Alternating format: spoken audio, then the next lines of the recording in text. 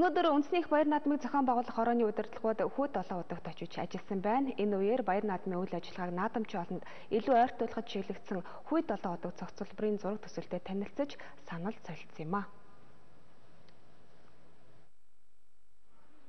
Яг 3 сарын дараа гэхэд үндэсний их баяр наадам болно.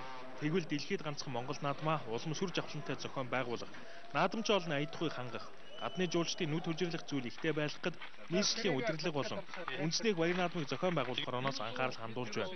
Ер нь хүйт 7 удагт үндэсний хэв маяг, түүх соёлыг бүрэн хэмжээнд илэрхийлсэн Монгол наадам цогцлбор байгуулахаар төлөвлөж байгаа. Харин энэ ажлыг эхлэл болгож нийслэлийн ерөнхий төлөвлөгөөний газраас хүйт 7 удаг цогцлборын зураг төслийг боловсруулснаа танилцууллаа. Энэ хүрээнд нийт 900 га талбай төлөвлөлт хийж 20 мянган автомашины зогсоол, 1 дор 10 мянган хүн зэрэг хооллох, 5 мянган хүн худалдаа үйлчлэг явуулах үйлчилгээний цогцлбор, мөн наадамчин олон зөөврийн асар майхан барьж, эрүүл агаарт хоноглох амралтын бүс, хурдан морины уралдаан зохион байгуулах захиргаа болон хэвлэл мэдээллийн ажиллах тусгай бүс, морины уралдааныг гараанаас бариа хүртэл үзэж сонирхолжуулах тусгайлсан талбай, наадамчин олон зэрэг автозам зэргийг төлөвлөлтөд тусгаад байна. За ийшээг нийт 20 мянган автомашины зогсоол хийж өгөр асуултанд зохицол. За энэ төр нь болохоор ингэ чулуугаар хийх чулуун талбайнууд ихээр ингэж ясна. Нийтдээ нэг 12.5 тэрбум төгрөг шаардлагатай. Энэ 900 га газар байгаа. 12.5.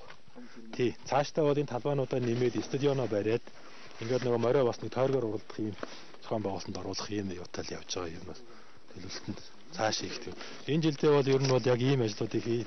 Энэ ажлуудыг хөрөнгөний шийдвэрлэж яачих юм бол за аж ахуйн нэгжүүдэд чулууг нь бэлдүүлээд тэгээд ер нь цэргийн ангиудаа бас дайчлаад ингээ хамтраад хийчихвэл бас болох юм уу гэж бодоод байгаа байхгүй. Хурдан морины уралдааныг ард түмэн маань гараанаас нь хүртэл барианд нь хүртэл өөрснөө үздэг тийм боломжийг судлаж байна. Тэгээ энэ боломж бол байна. Тэгэхгүй үзэгчд маань гарааг нь харж чаддгүй. Гараач л одоо хамгийн чухал байдаг шүү дээ. Гарааг нь харж чадахгүй хамгийн төгсгөлд нь нэлээд одоо сулдсан мордуудыг хараад баясаа дахиад авах биш.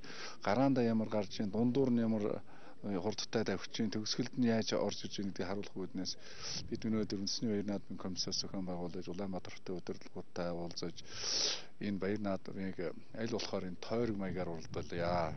5 дахь өдөр бид баяр наадмын комисс ахиж энэ асуудлыг засгийн газрын хэмжээнд танилцуулна. Дараагийн 7 хоногт баяр наадмын комисс ахиж хуралдана. Тэгээд төсөв хөрөнгөний асуудлыг яаж одооноос эртнээс бэлтэж ажиллая гэсэн тийм л бодолтой байж байна. Судалгаанаас үзэхэд манай улсад жил дунджаар хагас сая орчим жуулчин ирдэг. Харин тэдний цөөнгүй хэсэг нь хурдан морь, хүчит бүх, цэцмэргийн харваагаараа гайхуулсан Монгол наадмыг үзэж сонирхох, Монгол үндэсний дуу хуур, өв соёлыг сонирхож, хоол зүй шиг амлж үзхийг зорддог байна.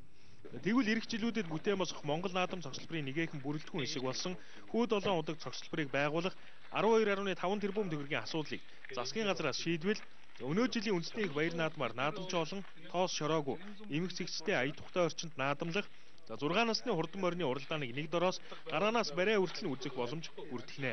Уян жаргал өнөө болдноор мэдээллээ.